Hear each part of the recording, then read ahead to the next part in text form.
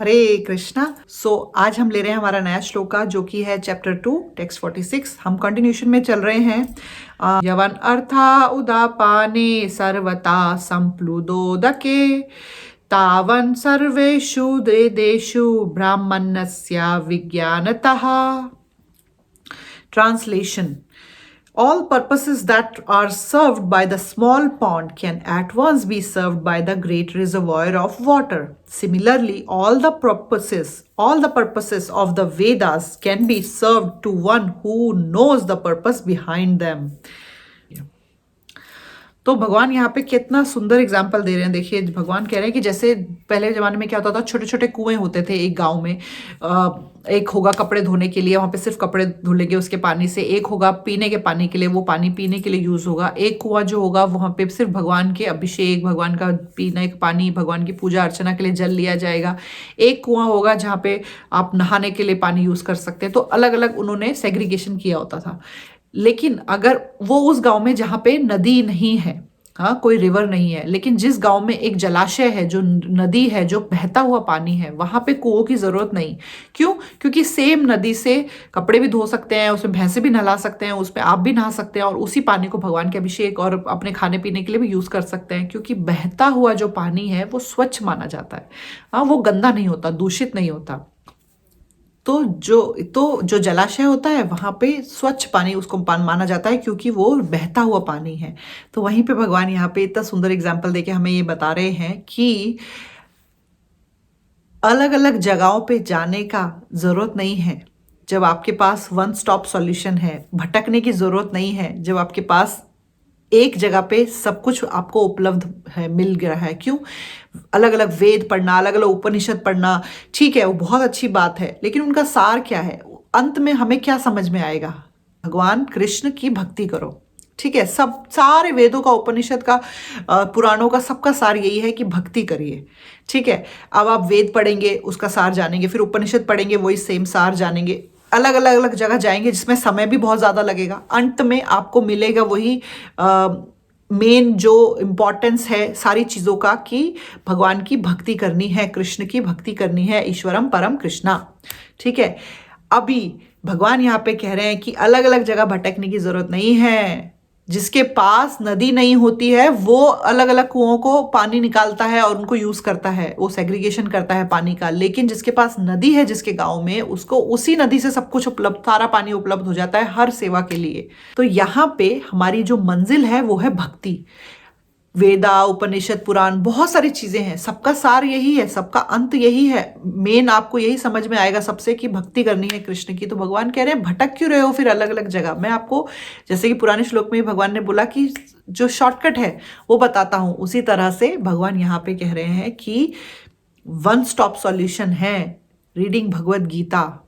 सार है सारे वेदों का, उपनिषद का, ऐसा जलाशय है जहां से आपको सब कुछ मिल जाएगा। कोई भी परेशानी हो, कोई भी दिक्कत हो, कोई भी चिंता हो, कोई भी क्वेश्चन हो, सबका आंसर एक ही बुक में आपको मिल जाएगा, वो है Bhagavad Gita as it is. तो आपको अलग अलग चीजें पढ़ने की जरूरत ही नहीं है, अलग अलग जगह भटकने की जरूरत ही नहीं, अलग अलग रास्तों में अपनी मंजिल ढूंढने की जरूरत ही नहीं। भक्ति करनी है आपको तो आपके पास सिंपल तरीका है, और सबसे शॉर्ट तरीका है, इजी वे है, भगवत गीता पढ़िए। सारा ज्ञान उसमें उपलब्ध है आपके पास।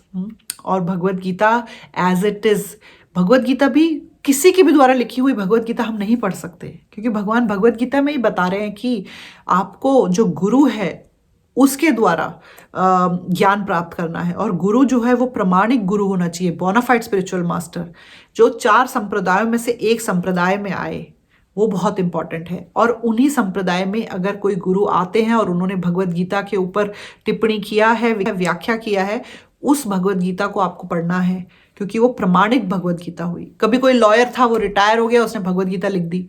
और कभी कोई डॉक्टर था, उसने अपने जीवन में कुछ रियलाइजेशन किया, उसने भगवत गीता लिख दी। तो वो भगवत गीता हमें नहीं पढ़नी है कि किसने भी टिप्पणी कर दी। हमें एक भक्त के द्वारा, प्रमाणिक गुरु के द्वारा लिखी हुई भगवत गीता, एक आचार्य के द्वारा लिखी हुई भगवत गीता को ही से ही ज्ञान प्राप्त करना है। अकेले भी नहीं पढ़ना है, एक भक्त के द्वारा ही सुनना है। ये भी बहुत इंपॉर्टेंट है। क्योंकि जब हम खुद पढ़ेंगे तो हमारे समझ इतनी अच्छी नहीं है कि हम इतने सारे ज्ञान को सही से डाइजेस्ट कर सकें। इसलिए हमें एक शुद्ध भक्त की ज़रूरत है, ताकि हम क्लियर विजन से, फोकस से जो करेक्ट अंडरस्टैंडिंग हम भगवत गीता की लें, वो बहुत इंपॉर्टेंट है। अपने मन से क्या पता हम कुछ उल्टा सोच लें या स्पेक्युलेट कर लें, लेकिन जब भक्त के द्वारा सुनेंगे, क्योंकि भगवान को भक्तों से ज़्यादा और कोई नहीं जानता। भगवान खुद भी अपने आप को इतना नहीं जानते जितना उनके भक्त उनको जानते हैं। जैसे कि आप माँ को पूछें कि बच्चे को क्या पसंद है, तो बच्चा से ज़्यादा माँ को पता है कि अरे ये मीठा कम खाता है, इसको स्पाइसी ज़्यादा पसंद है। हाँ, लेकिन बच्चे को भी उसके बारे में इतना नॉलेज नहीं होगा, लेकिन माँ को ज़्यादा नॉलेज होगा, क्योंकि माँ उसके रोम रोम से वाकिफ़ है। उसी तरह से वो भक्त हैं, वो भगवान की छोटी से छोटी खुशी, छोटी से छोटी इच्छा, छोटे से छोटे लीलाओं से वाकिफ़ है, उनको पता है। और वो प्रेम के कारण भगवान को भगवान से भी ज़्यादा जानते हैं। इसलिए भगवान के भक्त जब भगवत गीता के बारे में आपको बताएंगे, व्याख्या करेंगे, उनसे आप सुनेंगे, अंडरस्टैंडिंग उनके द्वारा लेंगे, तब आप बहुत क्लियर अंडरस्टैंडिंग से भगवत गीता को समझ पाएंगे और अपने जीवन में अपना पाएंगे। तो पहला हो गया भगवत गीता। दूसरा क्या शॉर्टकट है, क्या आपके पास वन स्टॉप सॉल्यूशन है कि हरे कृष्ण महामंत्र। हर जगह हर वक्त आप एक ये बात अपने दिमाग में गांठ बांध लीजिए कि हरे कृष्ण महामंत्र से बढ़कर और कुछ नहीं है इस कलयुग में। कली काले नाम रूपे कृष्ण अवतार। अब तक तो आपको ये श्लोक याद हो जाना चाहिए, क्योंकि मैं हर वीडियो में ऑलमोस्ट बोलती हूँ। कलयुग में भगवान ने अवतार लिया है हरे कृष्ण महामंत्र के रूप में। कलयुग में भगवान स्वयं हरे कृष्ण महामंत्र हैं, तो भगवान ही है हरे कृष्ण महामंत्र। जब हम भगवान का नाम जप कर रहे हैं तो भगवान हमारे जिह्वा पे राधा रानी के साथ विराजमान है। तो उससे बड़ी शुद्धि, उससे बड़ा प्योरिफिकेशन और क्या होगा हमारे जीवन में। और फिर धीरे धीरे जपा करते करते हम भगवान के प्रेम को प्राप्त कर सकते हैं, और भक्ति में एक टॉप मोस्ट जो लेवल है कृष्ण प्रेम, वो प्राप्त करके भगवत धाम वापस जा सकते हैं। तो जब हम हरे कृष्ण महामंत्र का जप करेंगे, तब हमें अपने आप ही धीरे धीरे भगवान हृदय में बैठेंगे और सारा ज्ञान प्राप्त करा देंगे। जो चीज़ों की हमें समझ नहीं थी वो भी हो जाएगी, जो है वो और क्लियर हो जाएगी, और जो गलत अंडरस्टैंडिंग थी के सामने से धूल जो लगी जमी हुई थी वो धूल हट जाएगी, और हमें साफ साफ सारी चीज़ें समझ में आने लगेंगी, बिना किसी परेशानी के, बिना किसी मेहनत के। सिर्फ करना क्या है, हरे कृष्णा कृष्णा कृष्णा हरे हरे, हरे राम राम राम हरे हरे। करना क्या है, हरे कृष्ण महामंत्र का जप करना है ध्यान पूर्वक। ये नहीं कि ध्यान कहीं और है और हम सिर्फ जबान से बोल रहे हैं, उससे भी फायदा है। पूर्ण कृपा चाहिए तो ध्यान पूर्वक हरे कृष्ण महामंत्र का जप करें और भगवत गीता पढ़ें। हरे कृष्ण।